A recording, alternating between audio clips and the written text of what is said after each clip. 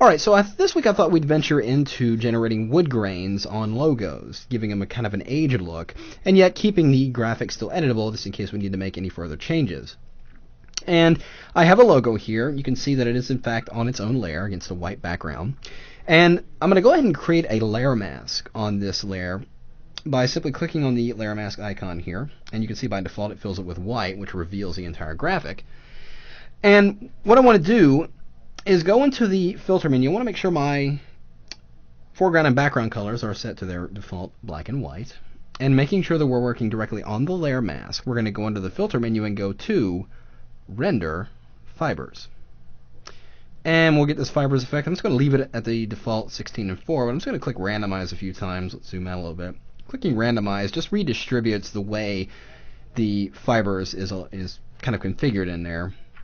And once we get one, let's hit OK. And you can see it's going ahead and generating that effect to a degree, but kind of tweak it a little bit. So still working in the layer mask, I'm going to bring up my levels dialog by going under the adjustment menu, image menu, then adjustments to levels. Now inside the levels here, I'm simply going to take the shadow slider here and kind of push. Actually, no, I want to take the highlight slider, not the shadow slider. Sometimes you got to do one tool to know that that's not the one you want.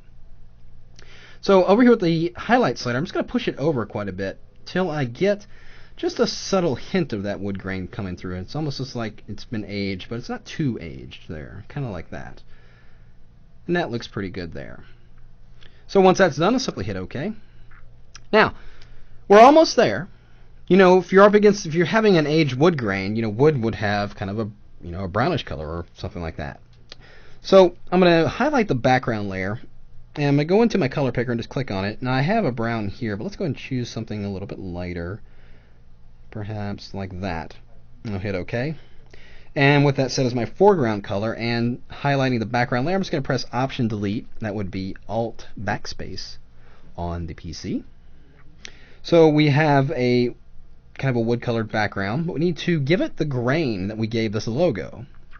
And to do that, I'm going to load the layer mask as a selection. Now, of course, a layer mask pretty much is the same thing as an alpha channel. Any of the white areas will be active selections, and any of the dark areas or black areas will not be selected. And gray areas will only be partially selected.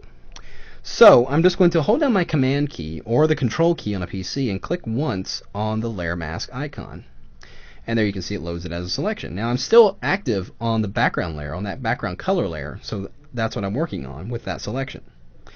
Now I'm going to invert that selection because I want to reverse the area that is selected. So I'm going to go into the select menu, go to inverse, or you can use the keyboard shortcut Shift Command I.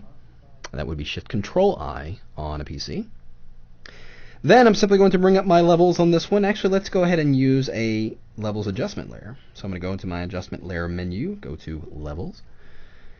And you can see that the levels generates its own layer mask, giving us the ability to view our image without those pesky marching ants in the way. And I'm going to go and down here to the output level sliders. I'm going to grab the white one right here and just kind of push it in until I start to see that wood grain appear. As you can see, it's lining up perfectly with the grain we created before because we generated our selection from that original grain.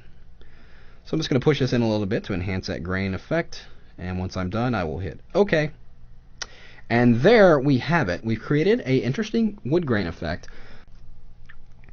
And you can see if I turn off these effects here, if I turn off the adjustment layer and hold down the Shift key and click directly on this layer mask here and to deactivate it, you can see that there's our original graphic unaffected. All we've done is add a layer mask, add an adjustment layer, and we've got our wood grain effect.